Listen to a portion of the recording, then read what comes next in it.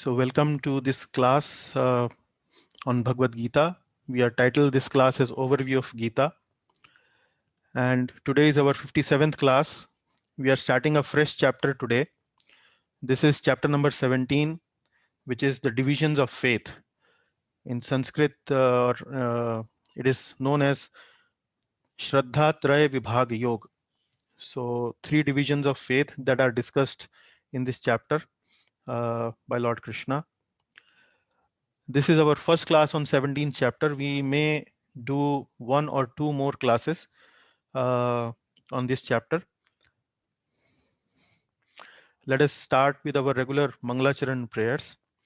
Om Ajnanatimirandhasya Jnananjana Chakshurunmilitam Yena Tasmai Shri Gurave Namaha Shri Chaitanya Manobhishtam Sthapitam Yena Bhutale Swayamarupa Kadamayam Dadati Swapadantikam Vandeham Shri Gurau Shri Yuta Padakamalam Shri Guruna Vaishnavamscha Shri Rupam Sagrajatam Sahagana Raghunathan Tam Sajivam साद्वैतं सावधूतं परिजनसहितं कृष्णचैतन्यदेवं श्रीराधाकृष्णपादान् सहगणललिता श्रीविशाखान्वितांश्च हे कृष्ण करुणा सिंधो दीनबंधो जगत्पते गोपेश गोपिका कांत राधा कांत नमोस्तुते तप्त कांचन गौरांगी श्रीराधे वृंदावनेश्वरी वृषभानुसुते देवी प्रणमामि हरिप्रिये वाञ्छाकल्पतरुभ्यश्च कृपा सिन्धुभ्य एव च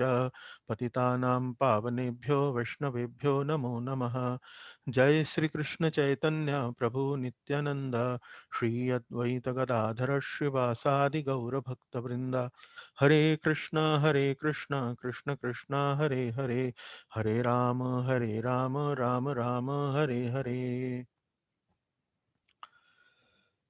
So let us begin with this chapter number 17, and what you see in front of you is the overview chart of this chapter, and you can divide this chapter into various ways.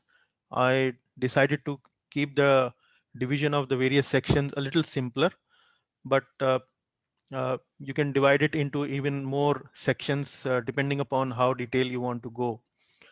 So the first section is about recognizing of faith levels from modes. Now, before we discuss this overview chart, let me give you a little background. That in the 16th chapter we have discussed about uh, the divine and the demoniac, and these are the two extremes that Lord Krishna has discussed in the 16th chapter: the divine nature and the demoniac nature. Now, in the beginning of the 17th chapter, Arjuna asks Lord Krishna a question, that what about those who have faith but they don't have faith in scriptures? So in the 16th chapter, the discussion went in the end that who are following the scriptures are called as divine, those who are not following the scriptures are known as demoniac.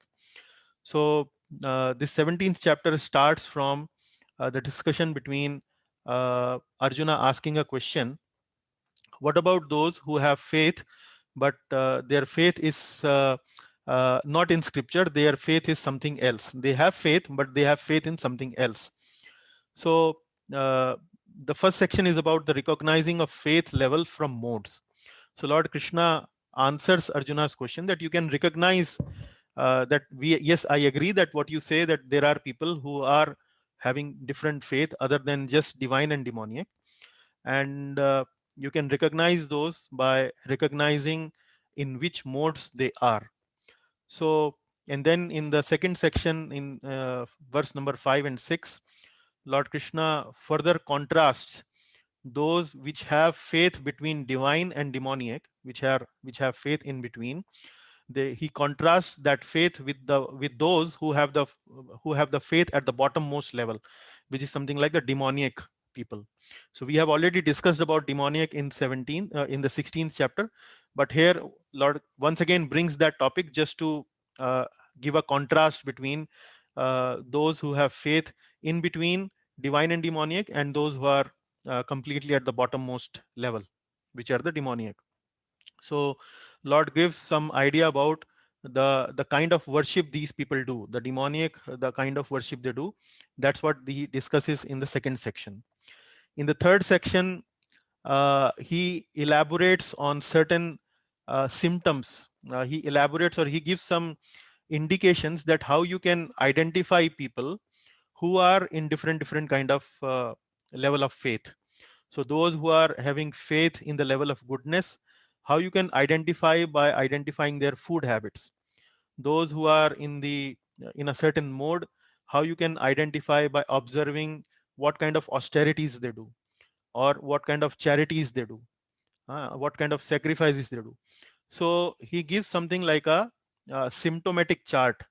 So you identify these symptoms, and if people have these symptoms, you can ascribe them to a particular type of mode. And then in the end, from the last section in 23rd to 28, Lord Krishna explains that although people may be having different kind of faith, in between the topmost of the divine and the bottommost of the demoniac, but whatever faith they may be at this particular point of time in their evolution of spiritual consciousness, how can they actually make their faith, or make their sacrifices or food or whatever, in transcendence. So that's what he gives a formula of Om Tat Sat. So we will discuss about this maybe in the later sections, but let us begin this class. So this is the sutra word for chapter 17. Although the classification of the overview chart and the sutra is slightly different, but it fits into a neat word, face. And I'll explain you why, what this face would mean. So F stands for faith and food, which is discussed in the first part of this chapter. A stands for austerity and sacrifice from verse number 11 till 19. C stands for charity in different modes, discussed between 20 to 22.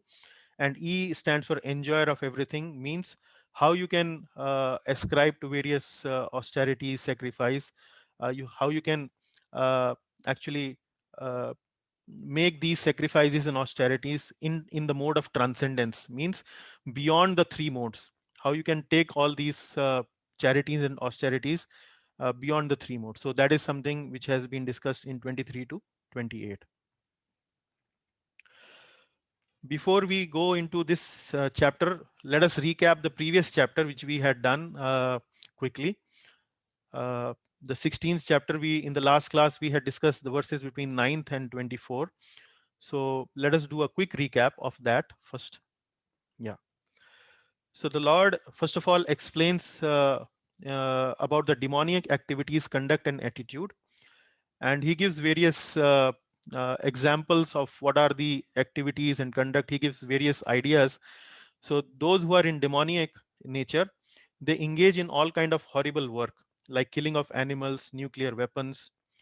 Then he mentions that the demoniacs are attracted to impermanent. They are not interested in spirituality. They are more interested in something material, sense gratification, and they take shelter of unclean vows. There we discussed that what these unclean vows potentially can mean, which means meat eating, intoxication, uh, and illicit sex. All these things can mean to unclean vows. Their ultimate goal is unlimited sense enjoyment, and since they want to do sense enjoyment unlimitedly, they are bound to take to illegal means for acquiring their wealth. And there we gave the example of how many people uh, take to bribery and all kind of unfair means of acquiring wealth. Their mentality is that I am the powerful, I am the most powerful, and I can achieve anything by my own endeavor. Since they don't believe in God, they think that there is no higher power, there is no higher authority above me. I can do whatever I like, and by my own endeavor, I can achieve whatever I want to achieve. They do sacrifices, but their sacrifices is only for namesake, only for show, only to enhance their pride and prestige. And they don't even bother, sometimes even blaspheming God and real religion. And because of these demoniac tendencies, Lord Krishna says that they gradually fall into lower species of life. And the Lord says that that is all this arrangement is done by my arrangement. But in the end of chapter number 24, he gives this hope that how somebody who is having demoniac tendencies can overcome these tendencies by doing acts of which are conducive to self-realization. And these acts of self-realization, the guiding principle, are all mentioned in the scriptures. So if somebody who is following the regulations of the scriptures can overcome the demoniac tendencies very easily. Yeah, so I have already explained you how the transition is there from 16th chapter to 17th chapter. Sorry, I forgot to change this 15th to 16th. But this is all about, in the 16th chapter, there are discussion about the faithful and the faithless. Faithful are the divine, faithless are the demoniac. In the 17th chapter, Arjuna asks this question: what are those? How do I identify those who have faith, but who have faith other than the scripture? And the Lord says that you can identify them by identifying their modes. And this is what is the subject matter of 17th chapter.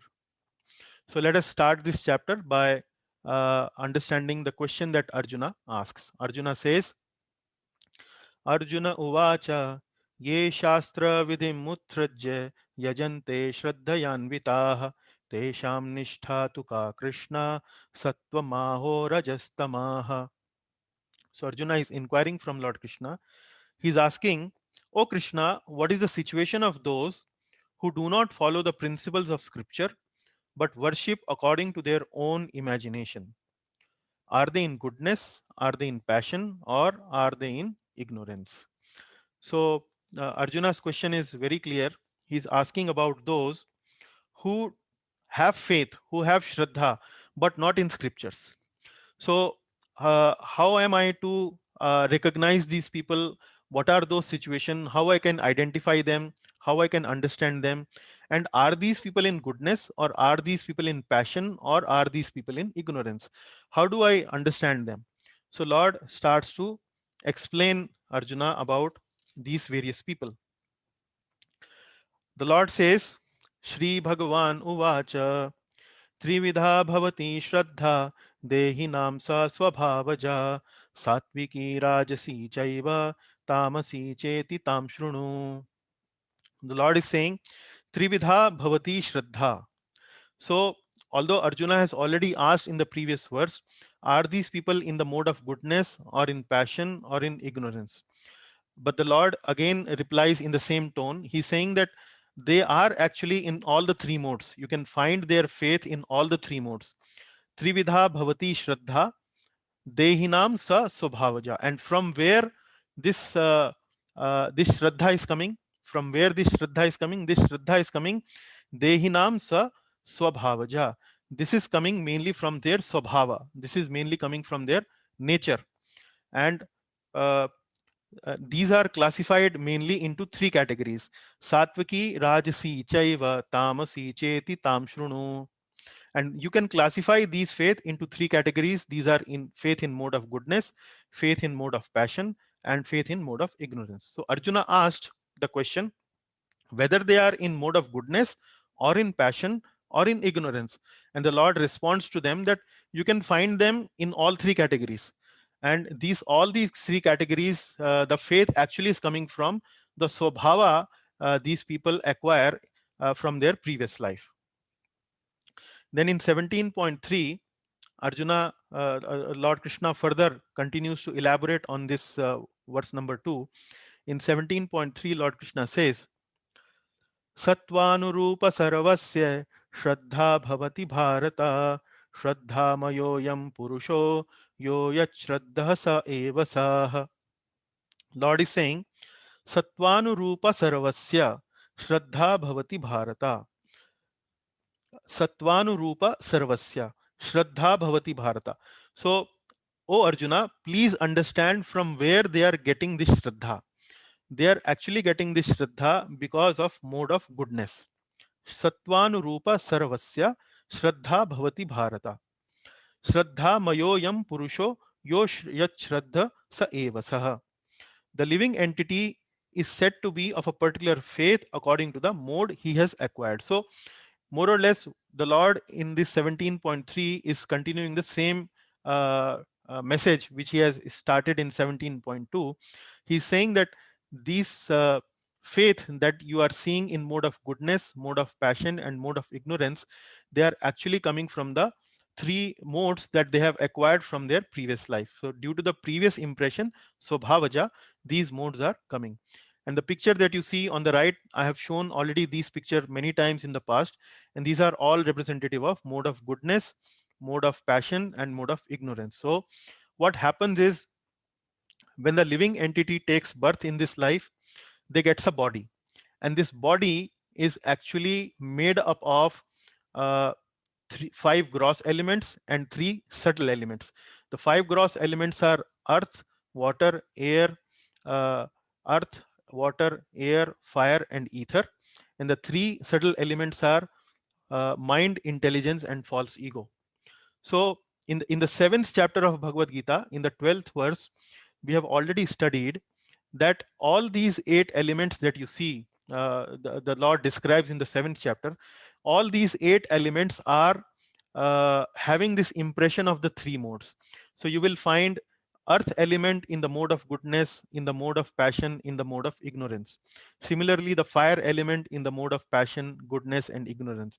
Similarly, the subtle elements like mind, body, mind, intelligence, and ego, you can find mind in the mode of goodness, mind in the mode of passion, mind in the mode of ignorance.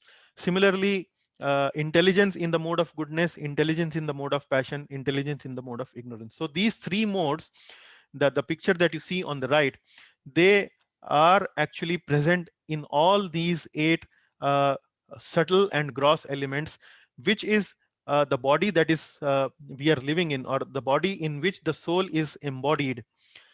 This body is actually made up of all the eight elements, and these eight elements all have this influence of all the three modes: goodness, passion, and ignorance. And let us see the same point Srila Prabhupada is elaborating in his purports. So Srila Prabhupada is saying, the living entity acquires different types of mentality according to his association with the material modes.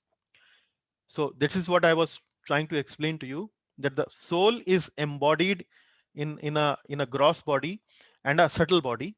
And in this body, all these eight elements have this influence of three modes of material nature, which are sattva, rajas, and tamas. But Prabhupada further goes on elaborating on this point. He's saying, but this nature can be changed if one associates with a bona fide spiritual master and abides by his rules and the scriptures. So it is not that if a particular person has got a particular kind of nature, maybe he has a nature which is a little bit irritating, or he has a nature which is greedy, or it has a nature which has full of anger. So what Prabhupada is trying to mention here is that it is not that if somebody has got a particular type of nature or particular type of modes which are influencing his behavior, his nature, you cannot change, it is end of the road. No, it is not like that. You can change that nature, you can change that swabhava. uh, by how you can change that swabhava? If one associates with a bona fide spiritual master and abides by his rules and the scriptures. So if one associate with scriptures, if one associate with a proper spiritual authority who understands the scripture, so you need the book, you need the teacher, and you need to have faith in the book and the teacher. So by following that process of faith in the book and the teacher, you can change that nature, you can overcome that lower tendency of yours. So that is something which is gives us a lot of hope, that although we may have certain lower tendencies in our life, but we can change those lower tendencies by associating with the right people. Then the third purport to 17.3 mentions, when one forgets his relationship with the supreme personality of Godhead and comes into the contact of material nature in conditional life, he generates his own position by association with different varieties of material nature. So this is, I have highlighted this, he generates his own position. What does it mean? This means that as a soul which is pure in nature, Sat, Chit, and Anand, the pure soul is always feeling attraction towards the Lord. So it is natural for the soul in the pure stage to feel attraction towards the Lord Krishna. He understands, the soul understands that I am part and parcel of the Lord. But the problem arises when the soul comes in contact with the modes of material nature. So when it comes in the contact of modes of material nature, it forgets about the relationship with the supreme personality of Godhead, because now the modes of material nature starts to pull the soul or pull the living entity towards itself. And because of that pull, because of that force, the living entity forgets that it has a relationship with the supreme personality of Godhead. So this is what Srila Prabhupada is once again repeating in his purport in 17.3. So these are two very important points, that when we get our nature, it is mainly because of the body we are embodied in. We are encaged in a body. We are not the body, we are the spirit soul. We are pure in nature by default. But when we are encaged and embodied in this body, which is made up of 5 gross elements and 3 subtle elements, because of the influence of the modes, we actually forget our relationship with the supreme personality of Godhead. But this nature that is we acquire because of the modes, it can be purified if we can associate with the right people, with the right books. If we associate, we can overcome this nature. So once again, uh, this has been explained by Baldev Vidyabhushan in the purport that he has given to purport to the verse number 17.3. So Baldev Vidyabhushan, as I've been mentioning in the previous classes also, is also one of the Vaishnava acharyas in our parampara. But Baldev Vidyabhushan actually has come before Srila Prabhupada. So before Srila Prabhupada, it has been his spiritual master Srila Bhakti Siddhanta Saraswati. And before Bhakti Siddhanta Saraswati, these spiritual masters like Baldev Vidyabhushan and Vishwanath Chakravarti Thakur, they were there. So Baldev Vidyabhushan has also written a commentary on Bhagavad Gita, which is known as Gita Bhushan. His commentary is named as Gita Bhushan. Like Prabhupada commentary is named as Bhagavad Gita as it is. So Baldev Vidyabhushan's commentary is known as Gita Bhushan. So in Baldev Vidyabhushan's commentary, I found a description of the same thing, but in a little different way, and I found it a little bit interesting. That's why I'm sharing it with you. So Baldev Vidyabhushan writes, though faith itself is a function of sattva guna, faith transforms into 3 types through the 3 gunas, because the soul in the material world possesses an internal organ, and its very nature is to hold the impressions of the 3 gunas, which is swabhava. Now, the first line, which you say, the first part of the first line says, though faith itself is a function of sattva guna. So if a living entity has some sattva, it is going to have some faith, because having some shraddha, some faith in something, is actually itself is a function of sattva guna. But what Baldev Vidyabhushan further elaborates is, faith transforms into 3 types through the 3 gunas, because the soul in the material world possesses an internal organ, and its very nature is to hold the impressions of the 3 gunas. So what he's saying is, because the soul in the material world possesses an internal organ. Now this internal organ uh, is known as antahakarana. Antahakarana.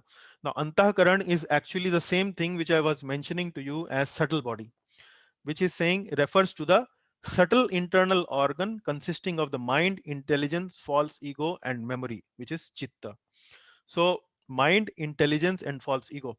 So here Baldev Vidyabhushan is again explaining the same point, but in a little different way. He's saying the soul in the material world possesses an internal organ, and its very nature is to hold the impressions of the 3 gunas. So which is what is holding the 3 gunas? This antahakarana, which is comprised of mind, intelligence, false ego, and memory. So mind is also holding the 3 gunas, intelligence is holding the 3 gunas, false ego, which is ahankar, is also holding 3 gunas, and memory, which is chitta, is also holding these 3 gunas. So soul is covered up with this antahakarana. And antahakarana, because uh, it is holding the impressions of the three gunas, the soul, when it looks out to the material world, it no longer looks to the material world in the pure state of mind. It looks the material world through the mind, through the intelligence, through the false ego. So because it looks through a distorted vision, or something which is sattva, rajas and tamas, the soul forgets that actually he is the servant of the supreme personality of Godhead. And what are we trying to do with these classes? We are doing these classes on Bhagavad Gita. We are sometimes doing chanting. We are sometimes uh, uh, cooking for the Lord. We are doing all kind of various services and so on. What are we trying to do by all these activities? Actually, by all these activities, we are trying to overcome the influence of these impressions of the three gunas. So we are trying to uh, resist this force. These three gunas, sattva, rajas and tamas, they are pulling us toward them. They are pulling us, they are pulling the soul towards themselves. But when we engage ourselves in these spiritual activities which are in the pure goodness, so when we are engaging ourselves in these spiritual activities, we are trying to counter the effect of these three gunas. That is what we are trying to do. So the by study of Bhagavad Gita, actually we are trying to elevate our faith. At the moment, our faith is in between the divine and the demoniac. Uh, like in the beginning, I showed you the sutra word. In the sutra word, I mentioned the sutra is FACE. So FACE, face. This means that neither we are completely demoniac nor we are completely divine. Sometimes we behave demoniacally, sometimes we behave in divinity. So in our life, we are neither black nor white. We we lead our life in shades of grace, and that is what it means by face. We have multiple faces that we show to other people in our life. So that is what Lord Krishna is saying, that you can identify what kind of a face a particular person has by identifying what kind of modes he's working in. And how do you identify these modes? You can identify these modes for a particular person by observing that person and trying to understand about his what kind of austerity he does, what kind of sacrifice he does, what kind of food he eats, what kind of charity he gives. So when you observe these habits or these various activities of a particular person, you can identify his faith.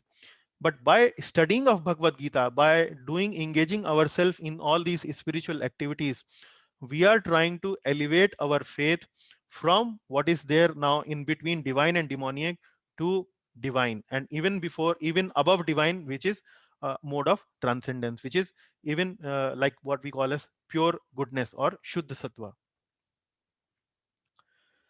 So he starts to now explain uh, how you can recognize the modes, how you can recognize the faith from modes.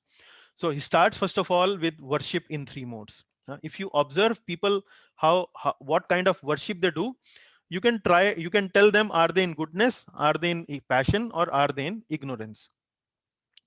So in the 17.4 fourth verse, Lord Krishna says, यजन्ते सात्विका देवान् यक्ष रक्षांसि राजसाः प्रेतान् भूतगणांश्चान्ये यजन्ते तामसा जना. Yajante Satvika. Yajante Satvika means those who are in Satvik, those who are in Sattva, those who are in goodness, they worship the Devtas, they worship the demigods. Yaksha Rakshansi Rajasa. Yaksha and Rakshasas. Who worship Yakshas and Rakshasas? Those who are in Rajasa. Yaksha Rakshansi Rajasa. And then in the second line he says, Pretan Bhuta Ganans Chanye Yajante Tamasa Jana. So those who are in tamasa, those who are in mode of ignorance, they worship the pretas and the bhutas. Bhutas means ghosts and pretas means spirits. So if a particular person is working, if a particular person is worshipping demigods, which is devatas, then you can understand that actually this person is in mode of goodness, he's in sattva. If a particular person is worshipping somebody like rakshasas or yakshas, then you can identify him is in mode of passion. Those who are worshipping ghosts and spirits, you can identify him as worshipping in mode of passion. Now, in the picture that you see on the right, on top, you will see uh, people showing people who are worshipping in mode of goodness. So we have shown the deities of Vishnu, we have shown the deities of Brahma and deities of Lord Shiva. So those who are worshipping the devatas, Vishnu, Brahma, Shiva, those who are worshipping the devatas actually are in mode of goodness. Then in passion, one worship yakshas and rakshasas. Now, the example of worship of yakshas and rakshasas, how can we understand? Srila Prabhupada in his purport has given this example that sometimes people worship somebody who is very, very powerful. For example, sometimes people may worship some very powerful politician. uh, Somebody who is worshipping a politician, who considers themselves, who consider the politician to be the god. Like you may have seen in many times the politicians, people actually literally worship them. Literally, when they see that politician, they offer their obeisances, they garland them, they sometimes they even do artis, and they can go to any extent when they worship. So this kind of worship, Srila Prabhupada in his purport is mentioning, is in mode of passion. Similarly, in the mode of ignorance, you will see that sometimes people worship ghosts. Prabhupada in his purport is mentioning about examples where people in India, when they come to know that there is some ghost living on a tree, they worship ghosts, and they sometimes also worship spirits. So these are the this is how the picture has been made. So just to explain you the picture and the connection with the verse. Now let us look at all these three uh, in light of what the purport Srila Prabhupada has given. Those who are situated in goodness generally worship the demigods. The demigods include Brahma, Shiva, and others such as Indra, Chandra, and the sun god. Now these are people who are in mode of goodness. Now here I would like to clarify, uh, because when we are studying Bhagavad Gita, and specifically the commentaries by Srila Prabhupada or other Vaishnava acharyas, most of the time we keep uh, the worship of demigods in the mode of passion, or sometimes we keep the worship of demigods like Lord Shiva in mode of ignorance. Now, to give you a little background about it, there are 18 Puranas. Now, 18 Puranas, they are these different 18 Puranas. There are 6 Puranas are considered in mode of goodness, 6 Puranas are considered in mode of passion, and other 6 Puranas are considered in the mode of ignorance. So, in general, people when they read Puranas, they are called to be in mode of goodness. However, in mode of goodness also, there could be various subgradation. Subgradation means, say, people are in goodness, but in these in this category of people who are in goodness, some people are in more in goodness, some people are less in goodness, and some people probably are even less in goodness. In general, you will classify them in mode of goodness, but within the mode of goodness there could be 3 subcategories. So you can identify these subcategories as goodness goodness, or goodness passion, or goodness ignorance. So when many times we call that there are 18 Puranas, 6 are in goodness, 6 are in passion, 6 are in ignorance. So in generally we need to understand that although in general they are in goodness, all the Puranas in goodness, but those who are more in goodness, they are classified as these 6 Puranas. Those who are in lesser in mode of goodness, they are classified as the second class of 6 Puranas, and like that for mode of goodness ignorance also the last 6 Puranas that can be classified like that. So that is why uh, we need to understand this worship of demigods in that context. So when we say the worship of Lord Vishnu, it is actually in goodness goodness.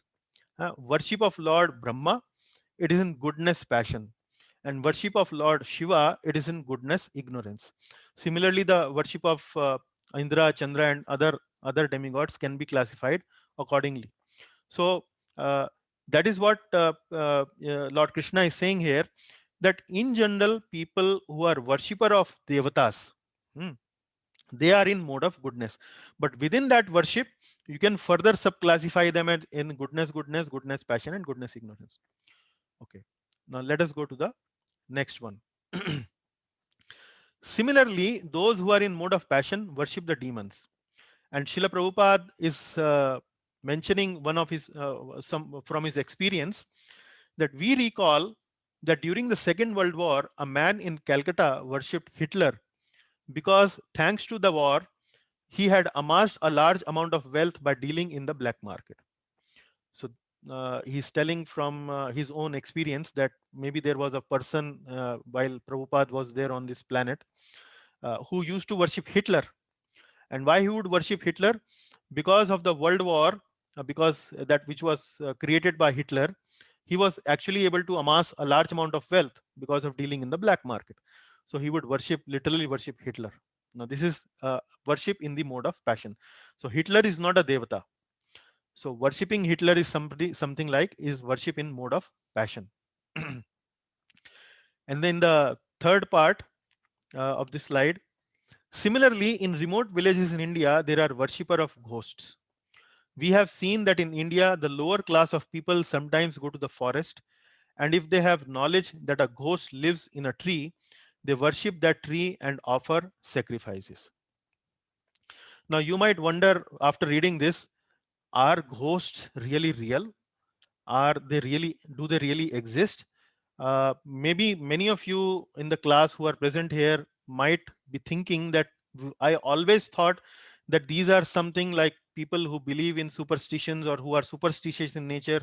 They might be believing in ghosts and things like those. And maybe illiterate people only believe in ghosts and spirits. But is it real or is it unreal? So I thought of maybe shedding some light on this particular aspect.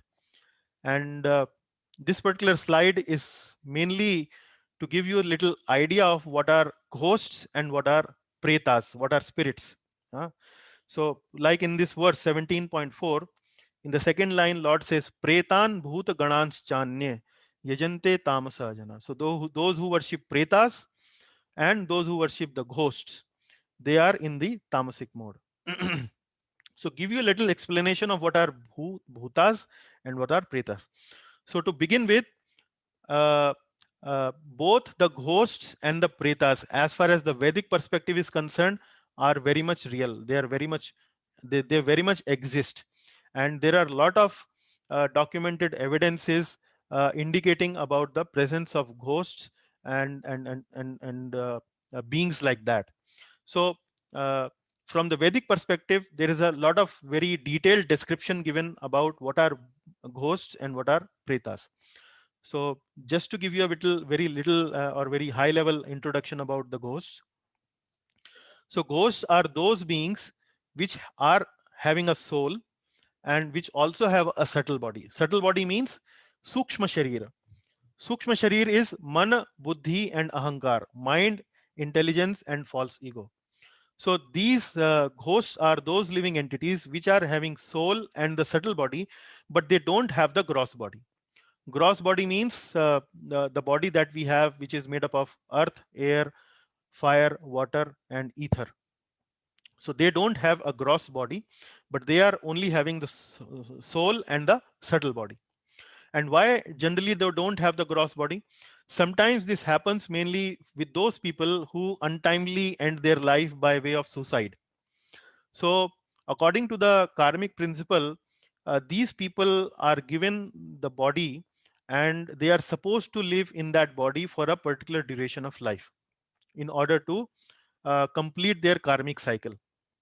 But when these people end their life prematurely by suicide or by their getting depressed of life, they just want to get out their end their miseries by ending their life. uh, these kind of people, since their karmic cycle is due after a certain period of time, they have to live in a in a ghost body, which is made up of soul and subtle body. The material nature don't award them any gross body. So that is what the ghosts are. And in order to give you some example of the scientists who have done research and who have done a lot of work on this topic of ghost, there are two scientists. One is named as Alfred Wallace. This Alfred Wallace is the same scientist who was who had developed this theory of evolution together with Darwin. So Alfred Wallace always challenged people who said that the ghosts are actually superstitious in nature, are the thinking of those people who are superstitious in nature. This thing actually doesn't exist any longer. These are just whims and fancies of some illiterate people. So Alfred Wallace would say, okay, you probably don't believe me, but at least don't think that this thing, such an living entity cannot exist. So that is how he used to challenge these people. And similarly, there is another American psychologist by the name William James, who have also uh, done quite some work on ghosts, researching on ghosts.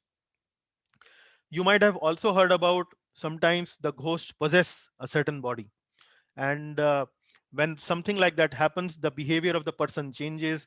Sometimes the voice also changes, and all those things. So the possession by ghosts is also a real phenomena, but generally ghosts try to possess somebody who is in the mode of ignorance, who is very very depressed or under the mode of alcohol or things like that. So people who are in under the mode of ignorance, generally ghosts uh, target them as their victim. And why do the ghost do that kind of a thing? It is mainly because the ghost does not have the gross body, and since they have only the subtle body, in the subtle body they cannot enjoy something like maybe food or maybe some other thing. They cannot enjoy.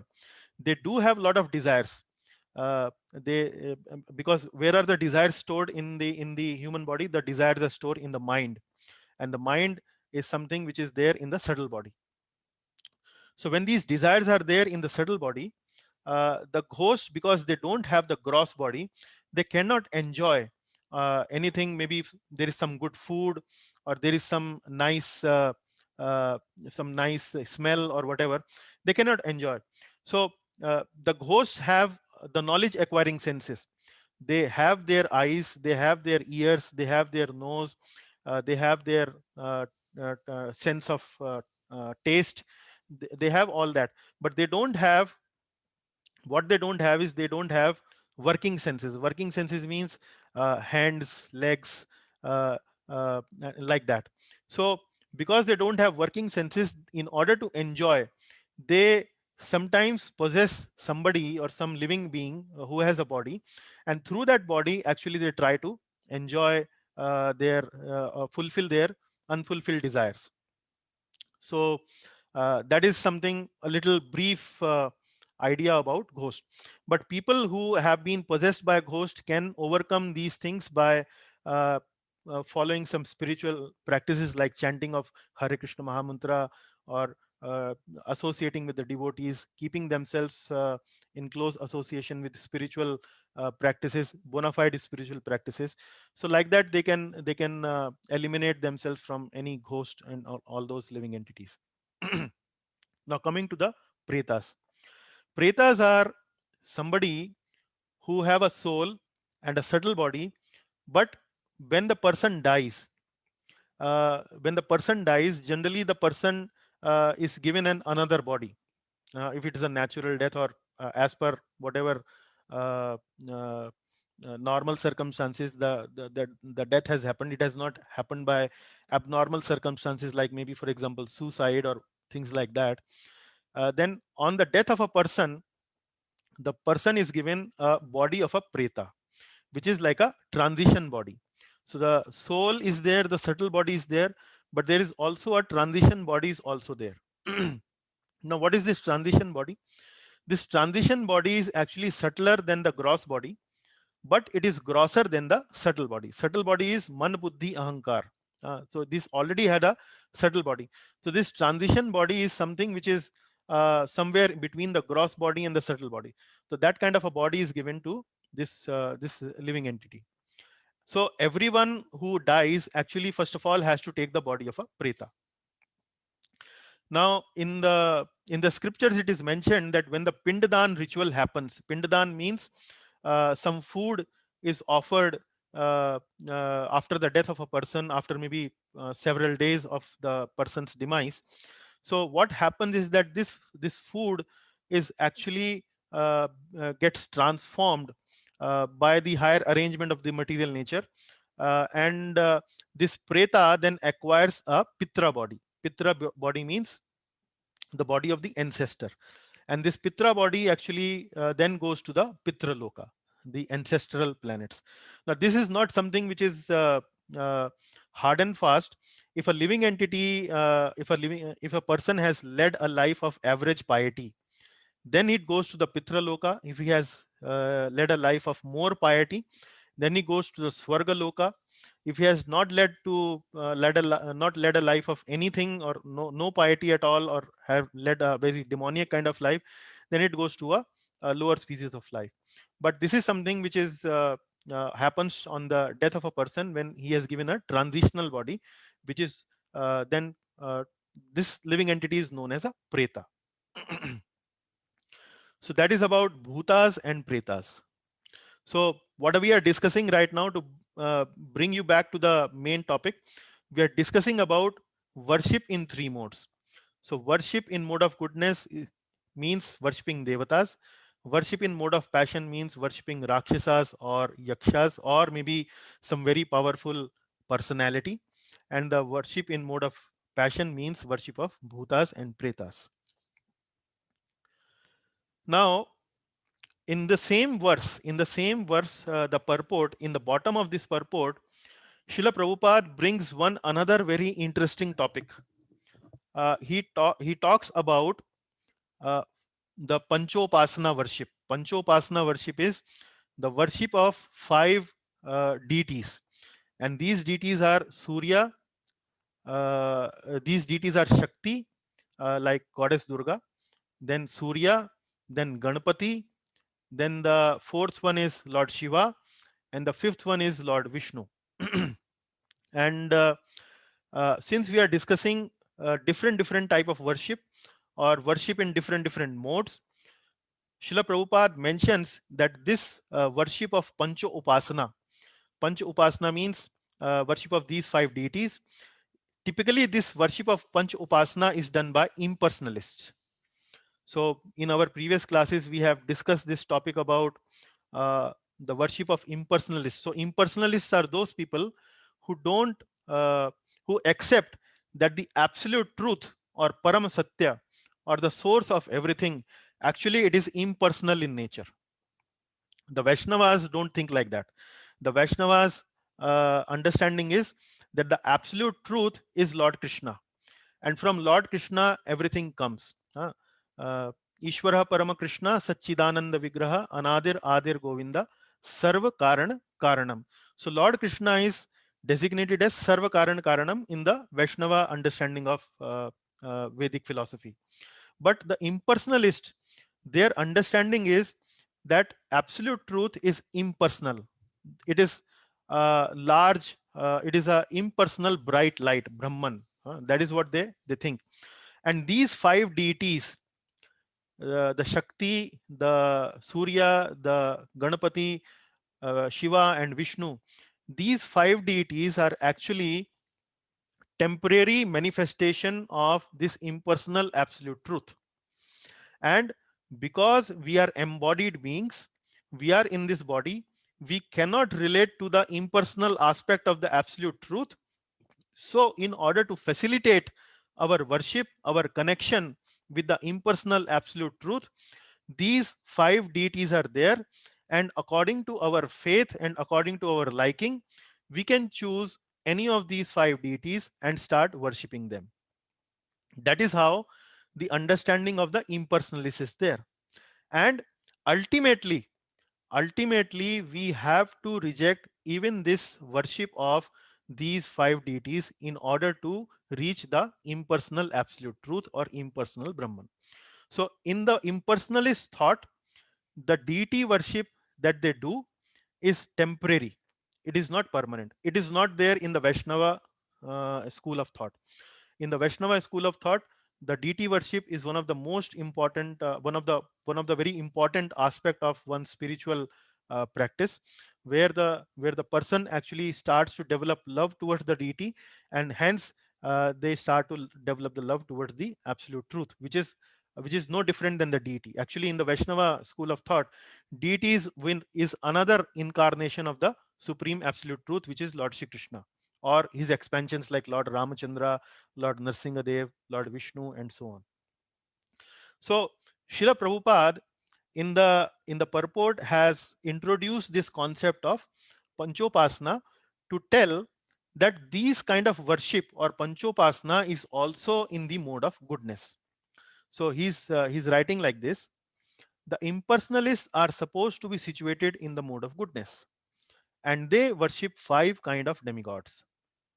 They worship the impersonal Vishnu form in the material world, which is known as philosophized Vishnu. So, philosophized Vishnu means that actually the absolute truth is not Vishnu. Actually, absolute truth is an impersonal bright light. But that impersonal bright light is now temporarily has taken the form of Lord Vishnu. That is what they call it as philosophized Vishnu. And then Prabhupada writes, thus they sometimes describe five kinds of gods that are worshipable, but because they think that the actual truth is impersonal Brahman, they dispose of all worshipable objects at the ultimate end. So that is what I was trying to explain to you. They dispose of all worshipable objects at the ultimate end. So when you will deal with people outside ISKCON society, who are not really connected to, or maybe Vaishnava society, any Vaishnava society, you will come across these people who would say that, okay, my Ishtadev is so and so, and my Ishtadev is so and so. I worship Ganapati. He's my Ishtadev. So he's considered Ganapati as the supreme absolute truth, and that's how he tries to worship it. But that is not the Vaishnava understanding of absolute truth.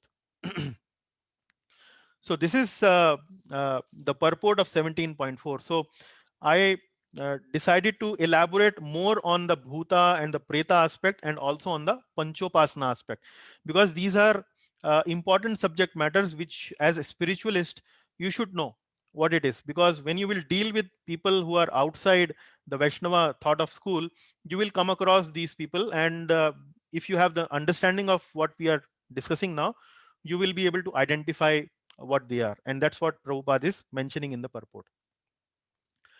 The concept of Panchopasana, now this slide what I am bringing to you in front of you, the concept of Panchopasana have been explained in a very interesting and in a very different way by one of the acharyas in our sampradaya.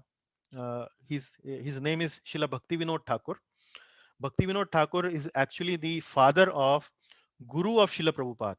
So Srila Prabhupada's Guru is Srila Bhakti Siddhanta Saraswati, and Srila Bhakti Siddhanta Saraswati's father's name is Srila Bhaktivinoda Thakur. So Bhaktivinoda Thakur has explained the concept of Panchopasana in a little slightly different way. And he's saying that the concept of Panchopasana can be explained in a way which is representative of different type of worships that we see are existing in the world today. So Srila Bhakti Vinod Thakur is attributing these different deities in a way which is evolving in nature. Evolving means starting from Shakti, then moving towards Surya, then to Ganesh, then to Shiva, and finally coming to Vishnu. And this is something which is he's explaining that people can have different faith in terms of worshipping. And he's using the concept of Panchopasana, or the three or five deities of Panchopasana, to explain different concepts. And let me try to elaborate on each one of them. uh, So the people who worship Shakti means energy, are actually the worshipper of natures. Now, it may happen that people who are worshipping goddess Durga, they may not consider themselves as a worshipper of natures. But as I mentioned, I'm using this concept only to explain you the different mentality of worships that can possibly exist. And Bhakti Vinod Thakur have used this Panchopasana definition, or Panchopasana's deities, as explaining that. So Shakti means energy. Somebody who doesn't know much about absolute truth, doesn't know much about God, can look around, look around the nature and think that actually nature is God. Why? Because they think that nature, there are many powerful energies. How? There is very powerful wind blowing. Sometimes there is lightning which can actually, when it falls on my house, it can crush or it can burnt my house. There is rains available in nature. There are floods, there are river bodies, there are water bodies. So they think that the nature, the energy in the nature actually makes nature very powerful, and they think that actually nature is God. Now, in this category, you can find people like scientists who are always dealing with laws of nature. For example, laws of gravity, laws of motion, many things like that. So they actually think that nature is very powerful, and God, or the concept of God, can be ascribed to nature itself. And they call this Shaktas, Shakti. Then after some times, uh, some of these people can think, oh, nature is powerful, but I understand that everything, or everything energy, every energy that I see in nature, actually the source of all this energy is coming from sun. Sun is the source of whatever energy that I see in this universe, in this world, is the source of energy is sun. And how do we understand that? It is not very difficult to understand. Like we see plants and vegetation. Plants and vegetation actually cannot grow without sun. The process of photosynthesis and whatever. And if the plant and vegetations are not there, then animals cannot live, neither humans can live.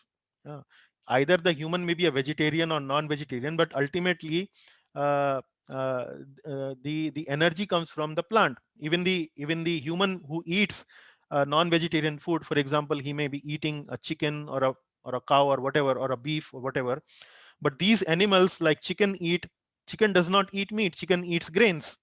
So ultimately, the source of energy is sun. The wind blows because of the sun, the rain comes because of the sun. So ultimately, sun is the source of energy. So from Shaktas, they can gradually elevate to Sauryas. Sauryas means the worshipper of suns. And then from that conception of that energy, and behind energy there is a source of energy. Now they start to see that we see that there are certain forms of energy which are both at the material level and both at the energy level. Like there are many animals that we see. Huh? So in the animal, they see that there are energy. For example, the elephant has energy, but animal also has a body. So they try to further elevate their understanding of uh, the conception of God, that maybe behind this energy there is some living entity who is in the form of an animal, and that is what they start to call as Ganpatyas. Ganpatyas means the worshipper of Ganesh. Now, I'm not, once again clarifying this, that those who are worshipper of Ganesh may not think themselves as worshipper of an animal, but this is something Srila Bhaktivinoda Thakur has used this concept of five deities to to mention that these are the five mentalities of worshippers that you may find in the world today. Then ultimately they graduate further. They come to the conception that behind matter actually there is a spirit, and this spirit is actually driving everything, and this is what impersonalist understanding of God is. And that is where they start to worship Lord Shiva. So impersonal understanding, as I have been mentioning before, that there's a bright light, and this is actually the absolute truth, where everything is being governed and driven by this impersonal energy.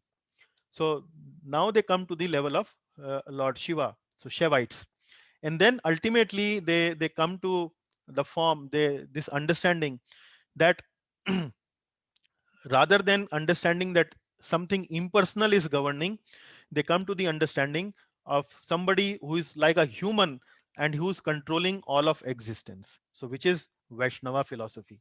So in the Vaishnava philosophy, we think that there is a sentient being, there's a personality, there's a personality like us who controls everything, and that's what we say Lord Krishna, who is the creator, who is the maintainer, and everything actually is coming from Lord Krishna, who is the supreme personality of Godhead. But uh, with this concept, what I'm trying to explain to is, or what Srila Bhaktivinoda Thakur is trying to explain is, that these are five mentalities of worshippers. There are nature worshippers, they are worshippers of source of energy, they are worshippers of some animal like being, they are worshippers of who are impersonalist in nature, who think that God is impersonal, and there are worshippers who are worshipping somebody who is in the who's like a human being, who's in a human form. So this is the Panchopasana analogy that has been used by Srila Bhaktivinoda Thakur. So found it interesting, hence decided to share with the class.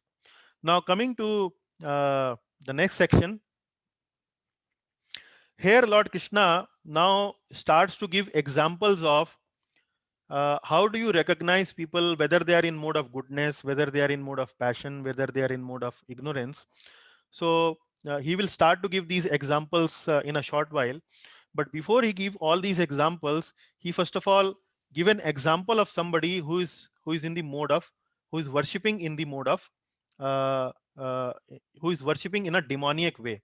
So he's giving the example of a demoniac worship. So he's mentioning here in verse number 5 and 6, he's saying, those who undergo severe austerities and penances not recommended in the scriptures, performing them out of pride and egoism, who are impelled by lust and attachment, who are foolish, and who torture the material elements of the body, as well as the super soul dwelling within, are to be known as demons. Now, I have shown a picture here on this slide where you see a person has pierced its tongue with a needle. Also, not only his tongue, he has pierced his forehead with a needle, and also he has pierced his body at several places, and he has small kalashas he has tied his body with. So this is something which is an example of uh, worship in a is an example of demoniac worship. So here, as Lord Krishna is saying in this verse, uh, who are impelled by lust and attachment, who are foolish, and who torture the material elements of body as well as the super soul dwelling within, are to be known as demons. So these demonic worship, the what are the symptoms of these demonic worship? This is not recommended in the scriptures. This is done out of pride and ego. This is impelled by lust, attachment, and strength. And worshippers who are demoniac worshippers, they actually foolishly torture their body by doing all these kind of fancy things. So Lord Krishna, before explaining people who are in mode of goodness, who are in mode of, whose faith in mode of goodness, passion, or ignorance, he start explaining with somebody who is at the bottommost level, who is in the demoniac level. So we already discussed these kind of people in chapter number 16. But just to establish the contrast of the subject matter which is about to explain soon, he has established this demoniac worship in order to contrast it, this worship, with what we just discussed in 17.4. आपके पास English की भगवत गीता है? नहीं, यहाँ पर नहीं है। Hare Krishna, लिखे है Sonal सब Mataji. Sorry, Prabhuji. Sorry Yeah, to disturb you. no worries. I am muted. Yeah, thank you. Okay, so now in the in this section, which is starting from 7th verse onwards till 22nd verse, Lord Krishna is starting to give the explanation of or the symptoms of people uh, by their habit of foods, by their food habits. So uh, he will explain in 7th verse. Uh, he's saying, even the food each person prefers is of three kinds, according to the three modes of material nature. The same is true of sacrifices, austerities, and charity. Now, here of the distinction between them. So, he's giving an introduction. He's just opening up the discussion by just giving a little introduction. He's saying that you can understand person's faith, person's mode of faith by looking at what type of food he eats, what type of sacrifice he does, what type of austerity he does, what type of charity he does. So sacrifice means yajna, austerity means tapa, charity means dana, food means ahar. So ahar, yajna, tapa, and dana. So if you look at a particular person and ask them, what are these various activities? How do you do these activities, sir? And from their response or from their answer, you can make out whether they are in mode of goodness, whether they are in mode of passion, or whether they are in mode of ignorance. So that is what Lord Krishna is now explaining in the 8th, 9th, and 10th verse. So food in three modes. So he's saying, what are the symptoms of food in goodness? He says, these are the foods which increases lifespan, purity, strength, health, happiness, and satisfaction. These foods are juicy, fatty, wholesome, pleasing to the heart. So the Sanskrit verse goes like this: Ayuh sattva balarogya sukha priti vivardhana rasya snigdha sthira hridya ahara satvika priyaha. Ayuh sattva balarogya increases ayu, increases sattva, which is purity. It is increases bala, which is strength, increases health, which is arogya. Sukha means happiness, priti means satisfying, vivardhana. So whatever increases ayu, lifespan, these are the foods which are in mode of goodness. And then further he goes on explaining the symptoms. He says, rasya snigdha sthira hridya ahara satvika priya. Saying it is rasya, it is full of juice, it is juicy, it is not dry, it is snigdha, it is somewhat fatty, it is not dry, it is somewhat with some oil, with some ghee or butter, like that. So it is like that, juicy, fatty, wholesome. Sthira hridya, hridya means pleasing. Ahara satvika priya. So those who are satvika in nature, those who are in mode of goodness, they like these kind of foods. And then those who are in mode of passion, what kind of food they like? Katva, amla, lavananti, ati ushna, tikshna, ruksha, vidahina, ahara rajasyesta, dukha, shoka maya pradaha. Then he's saying that these food in mode of passion, they are excessively bitter, katva. They are sour, amla. They are salty, lavana. They are very hot, ati ushna. They are pungent, they are dry, ruksha, and they are burning. So these kind of foods, they are in mode of passion. So we like food, like maybe sometimes we eat a lot of bitter food or with lot of spicy food. That kind of food, that is Lord Krishna is saying it is mode of passion. So people who like that kind of food, you can understand their modes, you can make out what kind of modes they are. Now that might be a good exercise to do when you go back home. Maybe some of you in the call may like a lot of spicy food, but that is actually indication that uh, that is in you are the mode of passion is quite significantly situated in your makeup. And these kind of foods, they cause distress, lamentation, and disease. So these are the symptoms of food in mode of passion. Then food in ignorance.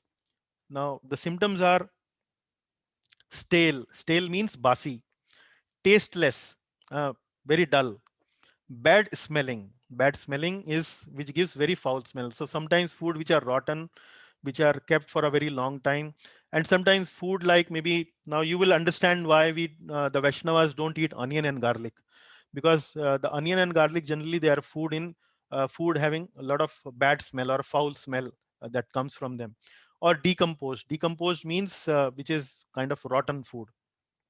So uh, and consisting of remnants and untouchable things. Remnants means jhuta. Jhuta means somebody has eaten that food and you try to eat that food after somebody has eaten it. So that is also considered food in mode of ignorance. And then untouchable things. Untouchable mean meat or alcohol, intoxication.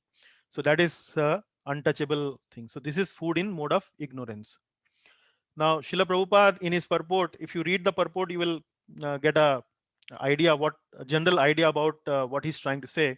And this topic of food can be a big topic. Actually, you can do several classes alone on food itself. But just to give you a little flavor of what Prabhupada is mentioning here and some important points, I've quoted uh, some lines from his purport. Prabhupada is saying, in the past, great authorities selected those food that best aid health and increase life's duration. And these foods are something like milk products, sugar, rice, wheat, fruits, and vegetables. These foods are very dear to those who are in mode of goodness.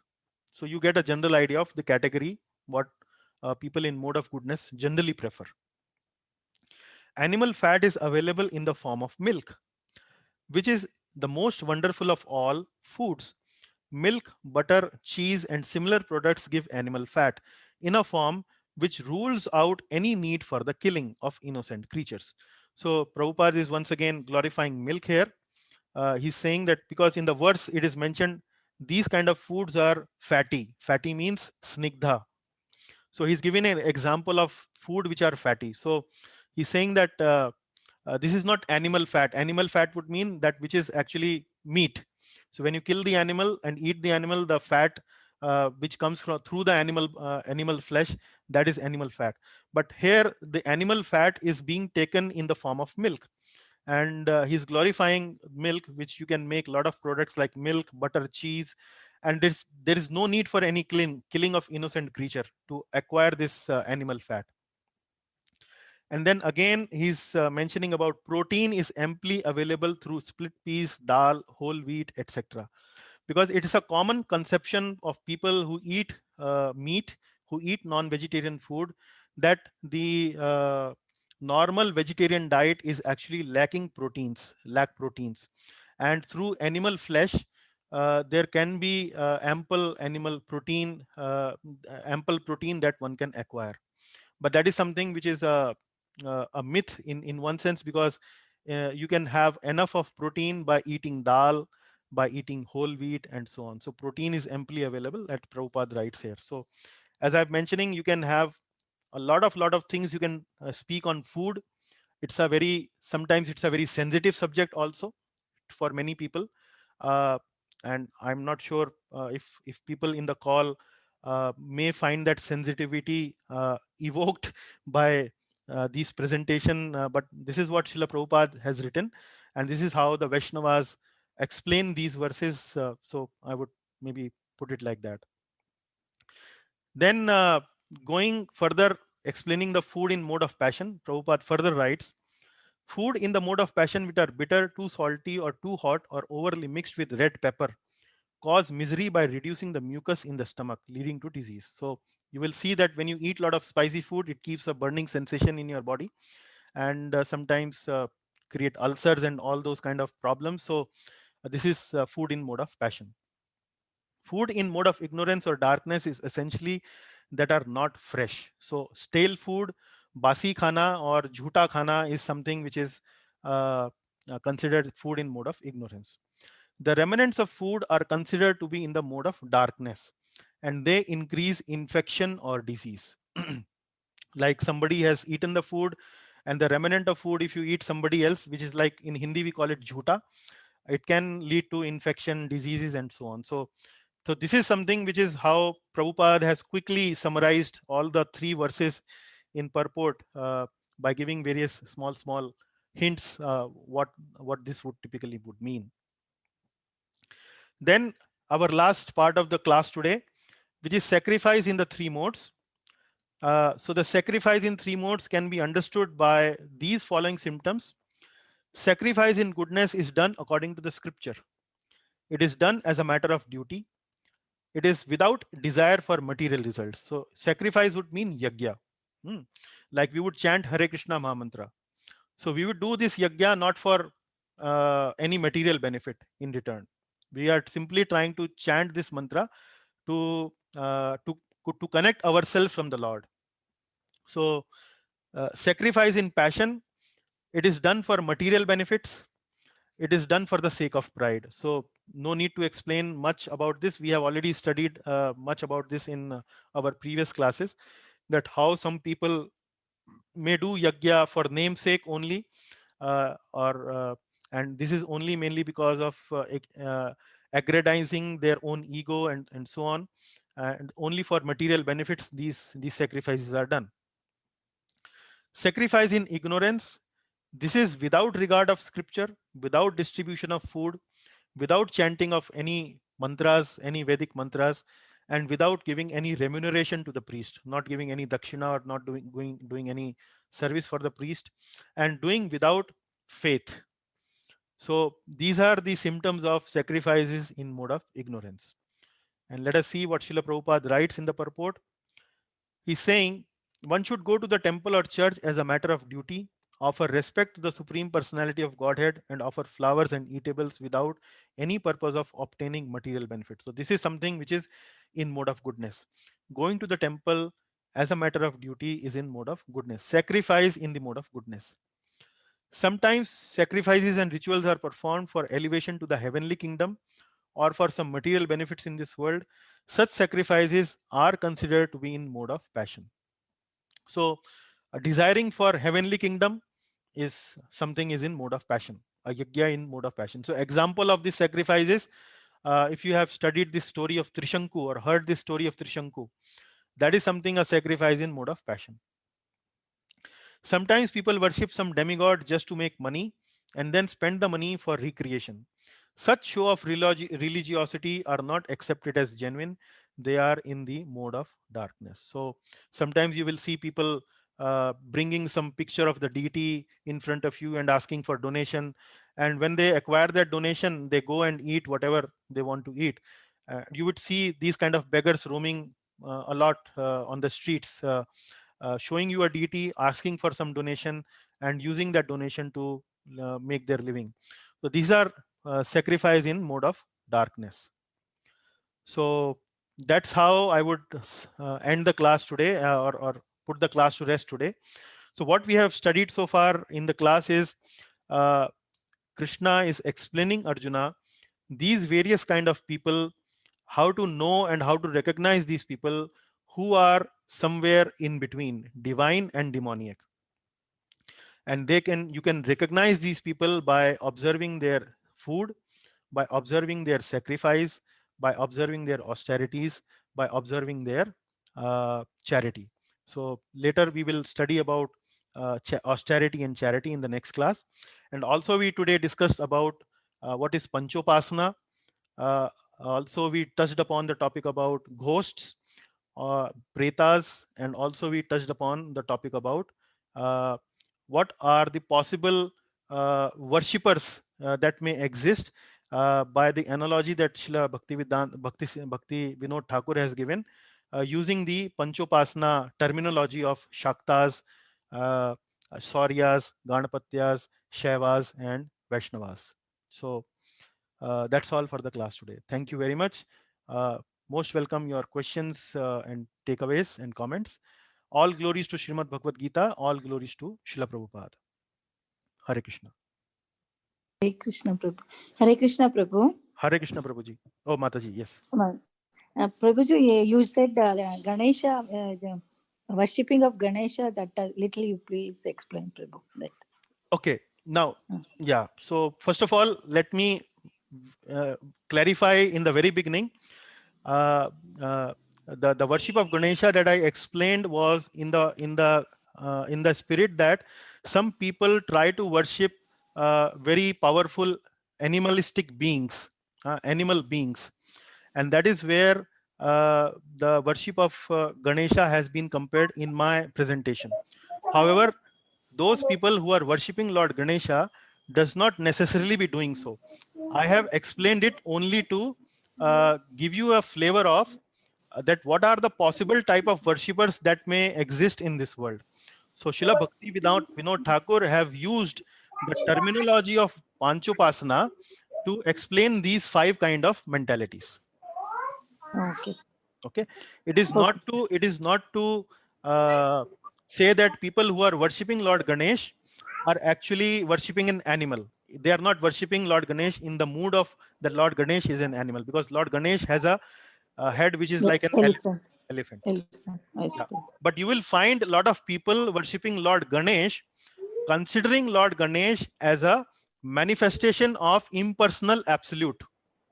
Okay, Prabhu. That Param Satya is impersonal, it has no form. But this impersonal thing has now taken the form of Lord Ganesh, and you can Yes. worship Lord Ganesh, but ultimately you have to go beyond the worship of Ganesh to reach to the impersonal Brahman. Okay, So Prabhu. these are impersonalist people. You will find a lot of these people in India Yes, Prabhu. or in the Yes. world around. You will find a lot of these. Okay, Prabhu. Yeah. Thank you, Prabhu. Thank you, Prabhu. Thank you, Mataji. Hare Krishna. Hare Krishna. Hare Krishna, Prabhuji. Hare Krishna. Oh, Amit ji, yes, Hare Krishna, Prabhu. When you say that the 5 gross body elements can Uh-huh. also be in the mode of goodness and passion and ignorance, can you just elaborate by some example? Yeah. For example, like you have mango. Huh. Bangalore में May I request the Quora others who are not part in the discussion? Yeah. So, for example, mango. मुगो पढ़छिले मागे Hare Krishna. Hare Krishna. Can you mute yourself who are not in the discussion, please? Yeah. Maybe I'll mute. Yeah. Thank you. Thank you very much. Yeah. So what I was mentioning is, for example, mango. Now, mango, you can consider it in mode of goodness.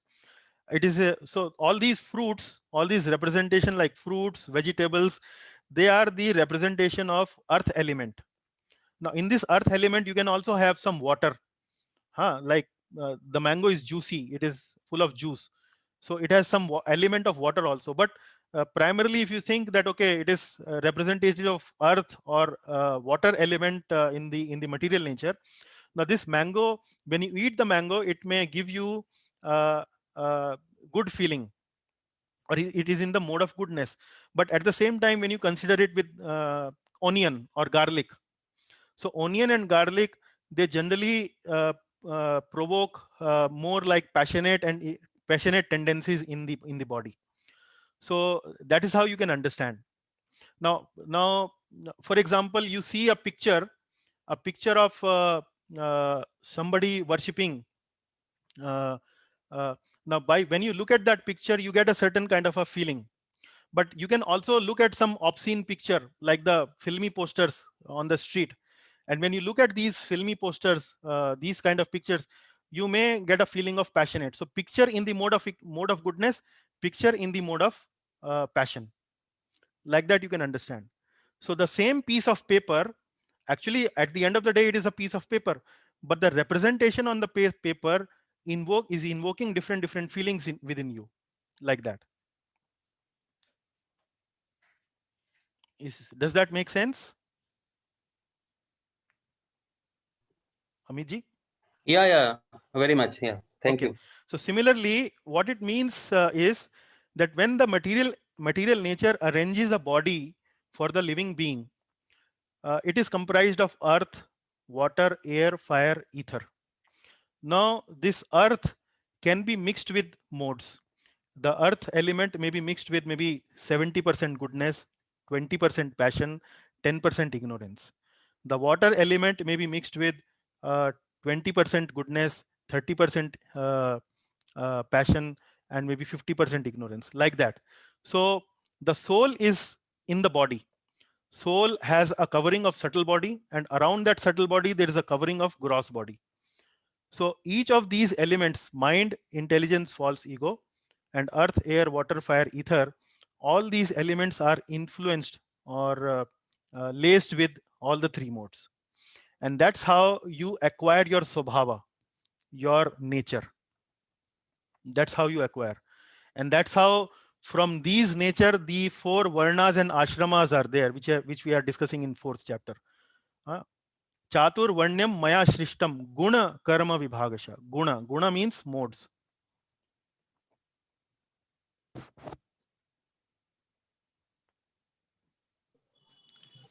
Prabhuji, why would the people of the demonic faith worship ghosts and pretas against worshipping either demigods or the higher forms? What the Because they have, rational or reason yeah, they attribute it to? because they have modes like that. Their swabhava is like that. They are attracted towards that kind of worship. That's the whole subject of the chapter, isn't it? That's what Arjuna is asking. How do I understand who is in mode of goodness, who is in mode of passion, who is in mode of ignorance? So Lord is saying you can identify by checking what kind of worship they are doing. So if you go to a person and you know that this person is actually worshipping ghosts, or you understand, okay, this person is actually in mode of ignorance. Mode of ignorance is dominating his makeup, his constituent, his constitution. Yeah, but what's the psychology of such a person? I mean, if you ask him, for Yeah. instance, why do you Okay. worship ghosts in favor of? They are looking for power. They are looking for power because see, in Srimad Bhagavatam, if you read, there are various life forms explained in Srimad Bhagavatam, 5th canto. So in that canto, ghosts are actually kept above human species. Ghosts come at the higher level. Why they come at higher level? Not in terms of their consciousness is more evolved, but the ghosts are actually they don't have a gross body. They are at a subtle realm. So because they are in a subtle realm, they have more power. And because they have more power, that is why they are able to possess people. They possess the other people's body. So when these people worship ghosts, then the ghosts, because they have more power, by their worship, the ghost can actually award them some powers to these people. So that is why they worship them. But the ghost worship of ghosts is dangerous. These ghosts can actually do nonsense to these worshippers also. Thank you, Prabhu. Yeah. Hare Krishna Prabhuji. Hare Krishna Prabhuji. Yes. As when we go to the temples for worship, Yes. is it necessary that we must carry eatables or we carry some flowers? And if at all, why should we take them? Can we do without them also? Yeah. And Without what is them the also. difference between two types of worships? See, generally, these type of worships, when we go to the temple, there is a when you go to see some big personality, say going to the temple is actually visiting the house of the Lord. So when you visit some, Okay. when you visit some great personality, for example, if you are given an appointment by Prime Minister office that you can meet Prime Minister Modi, won't it be very natural for you to take some gift for him? Maybe some book you might like to take for him, or maybe some pen or something which you think Prime Minister will be pleased when you meet him, because it's a normal etiquette. So when we go to the house of the Lord, we try to offer something to the Lord out of love and devotion. And the recommended objects or items to offer the Lord is patram pushpam phalam toyam, like in the 9th chapter we study in the Gita. Patram means a leaf, a flower, water, and phal, fruits. So the Lord is giving you a little broad outline in that verse, but these are something Lord says that if somebody offers these things to me out of love and devotion, I accept them. That's fine, but are we not making a show of these things? The Lord is such a great thing that he hardly requires such kind of gesture. You love from the heart, Yeah. I think that is a bigger pleasure. Say taking things to Prime Minister or pen or pencil, it will not make any difference or impact to the Prime Minister. No, In my mind, if I am it the Prime Minister, I would not mind coming people just with a good handshake and a namaskar or ram ram, rather than a flower bouquet or some gift or some such thing. yeah, I don't think these love, things are that yeah, essential. no, love and respect, when expressed through gifts, it enhances the experience. Maybe, but Yeah, somehow for my example, mind refuses to accept that people should come to that level, big people, that no, let me they give you an expect such analogy. things. Let me give you an analogy. For example, like you are a father, you have a child, you have a son, and when your son was young, maybe 10 years old or 15 years old, when your birthday might have come, the son might have asked you 3 4 days before your birthday would have come, can you give me, my dear father, can you give me 50 rupees?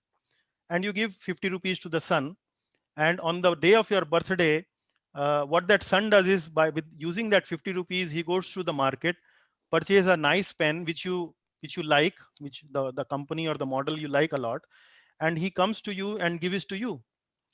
So now in that case, he could have simply said you happy birthday dear father, and that would have been equally pleasing to you.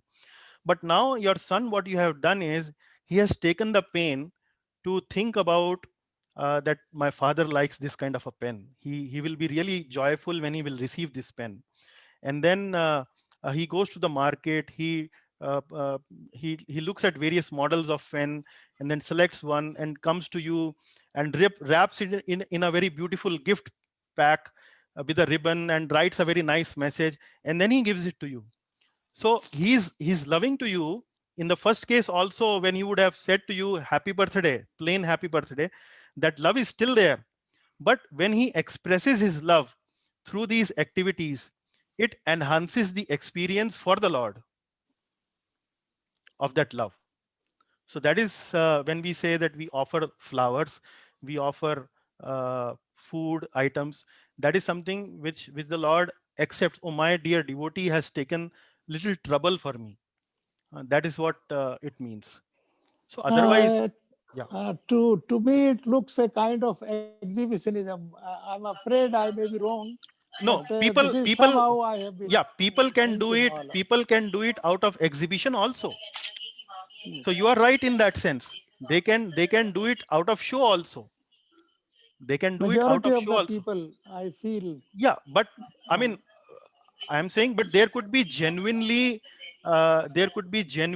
sincere people also, who sincerely, out of love and devotion, are trying to do it. That is also right, right. possible. That is also possible. Your son may be gifting you probably out of pride also, or he may be Just gifting to you please also. just to please also. Again, But this, yes. but he may also be doing it for genuine love and affection towards you. Okay. To me, a big hug would do most of the things. Well, he may give it to you, the gift also, and the hug as well. Okay. Thank you. Yeah. Hare Another Hare thing Krishna. Krishna, Prabhu. which Hare Hare Krishna, Krishna, Prabhu. Prabhu. Yes, Prabhuji. Hello, Hare Krishna, Prabhu. Yes, This Prabhuji. is Jivan Prabhu here. Yes, Prabhu. I want to know, Prabhu, see, how do these grass elements, that is earth, fire, water, have the association with the modes of material nature, Prabhu? You were explaining something about the example of a mango. Is it the same thing or is it different? See, if let me take you to the verse number 12 in chapter 7. पता नहीं मेरे को बोल. I will take you. You need to. Yeah, maybe I request. Yeah, thank you. So I'll take you to the verse number 12. Okay. In this verse number 12 in chapter number 7. Now, Okay. if you see the flow of the verses in chapter number 7, in chapter number Okay. 7, the Okay. chapters of Bhakti Yoga starts. Yeah, correct. है ना? Okay. So Okay. Okay. in Bhakti Yoga, what is the approach Lord is taking in Bhakti Yoga chapters? Uh, what he's doing is he's explaining to Arjuna about his energies. He's trying Okay, to very tell good. Arjuna, he's trying to tell Arjuna that, see, I have all these energies. All these energies are Okay, mine. And he starts okay. to explain that earth, air, fire, water, Okay. ether, and That is then text number 5. Yeah. that is text number 5. Huh? Yeah. And then he continues to explain that these are lower energies, these are apara Correct. shakti. And then he says Okay. that there are parashaktis. Parashaktis are living Correct. entities. Okay. Parashaktis are living entities, right? And then further he goes on explaining his opulences. His Okay. opulences. Okay. He says that there is nothing superior to me. There is nothing. Okay. Okay. Everything Okay. rests upon me, and so on. Now, Okay. Right. by doing all this, what he's trying to say is that everything actually is coming from him. So this, Okay. so he's showing his Ishwara bhav, his controllership mentality, his Okay. controllership. He's very big. He's very opulent. He's everything in this world actually is you can see as Krishna's energy and like that. Now, this is why he's Okay. doing is Okay. to invoke devotion in Arjuna's heart. Okay. So after he explains all this in 12th verse, Okay. he says, Okay. "Ye Yes, chai Shaiva. satvika bhava rajas Okay. tamas cha rajasas tamasascha ye matta eveti tan vidhi natva aham teshu temai." Teshu Mai. Correct. Yeah. So he's saying, know that all states of being, be they of goodness, passion, or ignorance, Okay. are manifested by my energy. But I'm I am in one sense everything, but I am independent. I am not under the okay. modes of material nature, for they are on the Okay. contrary are within me. So Okay. here he's saying that everything actually what I've just mentioned to you, Yeah. be they in goodness, be they in passion, be they in ignorance, are actually my energy. So here he's hinting that all these things are actually either in goodness, passion, or ignorance, or combination of all Okay. these things. Okay. That's where he's mentioning. So if you want to read details about it, it is mentioned in second canto Srimad Bhagavatam, chapter number 5. Okay. Creation. Okay. Okay. Creation. Okay. Here, Okay. here Okay. everything Okay. in chapter number 5 is it is mentioned about how everything is created, Okay. how this material nature, how this material world Correct. gets created. Correct. Okay. Yeah. In the context only the Chatushloki Bhagam also, that also comes in the Yeah. over a period of correct. Yeah. Okay. Okay. So Okay. every element is laced with these modes. It has a Okay. And also, touch of these modes.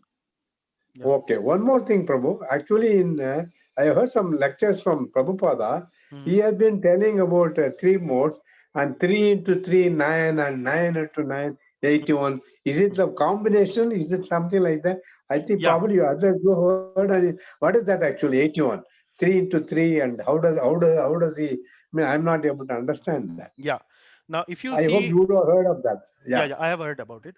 Now, for example, when you see a television, the picture tube, the Yeah. picture tube that there are in the television, there are 3 primary colors. Okay. One is red, one is green, and probably the another one is blue, or whatever it may be. There are 3 primary colors. Okay. And on screen, when you see the screen of your TV, there are many colors there. Okay. Now, from where these colors are coming? These colors are coming from these 3 primary colors.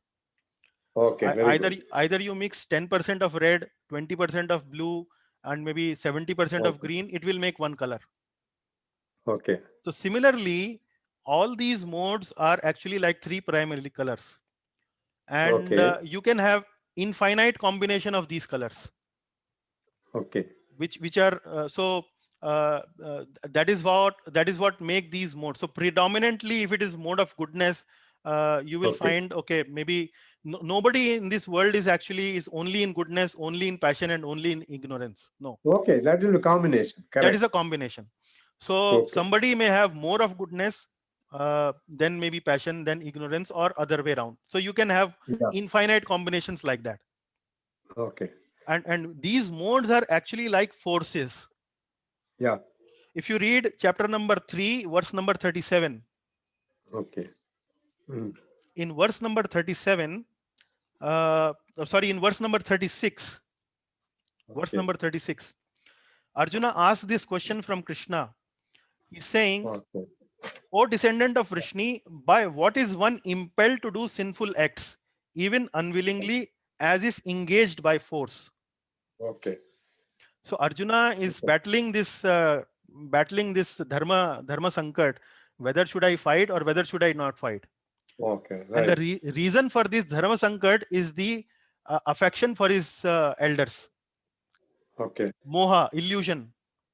Huh? Okay. So Okay. Okay. he's asking Krishna why it is so that people who without their ichha, without their desire, do all these Okay. sinful acts. Okay. Sometimes people don't want to take bribe, but when somebody offers them bribe, they actually think, okay, no problem, I'll take it. Many times Okay. we are not in the mood of watching a movie. We are in the mood of preparing for our exams or want to do our Okay. office work. But sometimes people Okay. say there's a cricket match coming up. Now they want to Okay. do their duty, but when they hear cricket match coming up, they are suddenly by some force, internal Correct. force, they are dragged towards it, Okay. isn't it? Now that answer that Lord Krishna answers to Arjuna, he says, Kama esha, Krodha esha, Rajoguna samudbhava. Rajoguna Okay. samudbhava. This is mainly because of lust, O dear Arjuna, which comes from where? Which comes from Rajoguna. Right. So these, what I'm trying to say is, these modes, these gunas are like forces. Okay. They pull us, they pull the soul towards themselves. And when they pull the soul towards themselves, they pull it for maybe all wrong reasons. Okay. And when we are engaged in spiritual activities like chanting, eating prasad, reading books, associating with Okay. devotees, these modes are encountered. These modes are kind of nullified. So like in the material nature, everything naturally moves towards destruction. You keep a Okay. piece of iron outside, it will rust, it will oxidize, it will Correct. corrode, right? Very You are an engineer, correct. you know. Yeah. Right? Yeah. So in order to save that iron from oxidation, you coat it with paint. Okay. Good. Correct. You make some extra effort to save it from degradation. Everything is material in this material world is moving towards degradation naturally. But Okay. but in order to keep it or restore it into its natural state or in a proper healthy state, you have to do something. Okay. So that is what the mode does. Mode naturally degrades the consciousness. Okay. Okay. But when you engage in activities of goodness, activities of spirituality, these things are checked and balanced. These are nullified, or you can even overcome them. And that's what Lord Krishna Okay. says. Lord Krishna says uh, in 7th chapter itself, he says that only when you take shelter of me, you can overcome these modes. In the 7th chapter, if you Maya Dhekshana Prakriti Suyate Sa This is Characharam, there. Yeah. that's Yeah. what he This is says. there. Yeah. Okay. Thank you. दैवी हेषा गुणमयी मम माया दुरत्ययः मामेव Okay. ये प्रपद्यन्ते मायाम एताम तरन्ति ते. Tarantiti. Correct. Yeah. So Maya is actually gunamayi. He's saying Daivi hi esha gunamayi mama maya duratyaya. Okay. So when you say Maya, I- what is Maya? Maya means the forces of the modes. The forces Okay. that Very good. mode put on the spirit soul, that is Maya. So Okay. so Okay. the Okay. Lord is saying, Daivi Hesha Gunamayi Mama Maya Durattaya. It is very difficult to overcome, O Arjuna. This Maya is very Correct. difficult to overcome. But then he says, Mameva ye prapadyante Maya metam taranti. Tarantiti. But Correct. when you surrender unto me, then you can overcome this Maya. Okay, bro. Okay, bro. Yeah. Okay, bro. Okay. Okay. Hare Krishna. Hare Krishna Prabhuji. Thank you very Hare much. Krishna. Okay. Thank you very much. Prabhuji, Venkoba here. Yes, Venkoba Prabhu. Prabhuji, this is with regard to this Pancha Upasana, Haji. where animal being God, Ganesha has been worshipped as animal being God. Okay, That is I believe there is a place in Tamil Nadu, Tilata Padampuri, Mhm. in Tamil Nadu. where it is Ganesha is worshipped as Adi Vinayaka in a human form. Mhm. So I think much before the Gajanana form, Ganesha was also worshipped as a Adi Yeah, yeah. Vinayaka in Nara Mukha form, I believe. Yeah, maybe that may be possible, but I don't know the details about it. You are Yeah, mentioning, so it I is a place called Tilata Banapuri somewhere. yeah. It's probably the only Ganesha temple in the form of human face form. Okay, okay. Yeah, but my explanation of Ganapatya worship with respect to Bhakti Vinod Thakur, I am once again clarifying it. It is not to mention that people who are worshipping Ganesha is actually worshipping him, considering him as a powerful animal being. No, he may be worshipping Ganesha, considering him as absolute truth, as the supreme personality of Godhead. That they may be worshipping him in that mood. But what I was explaining it to you, how Srila Bhakti Vinod Thakur has used these five terminologies to explain five different kind of worship mentalities, Yeah, yeah. and he has arranged them in a form which is evolving towards from worshipping of energy, Shakti, to worshipping of some person who is controlling and who is behind all that Shakti. So that is in that evolution way he has explained it to. Yeah. In a sense, there was this was an opportunity for me to tell. Hmm. I thought many are not aware of this. Oh Probably yeah, this is okay. the only one temple in the whole world where Ganesha is worshipped in this form, and Okay, this is in Tamil Nadu. Just to bring it to the notice of everybody. no worries. Thank you, Prabhuji.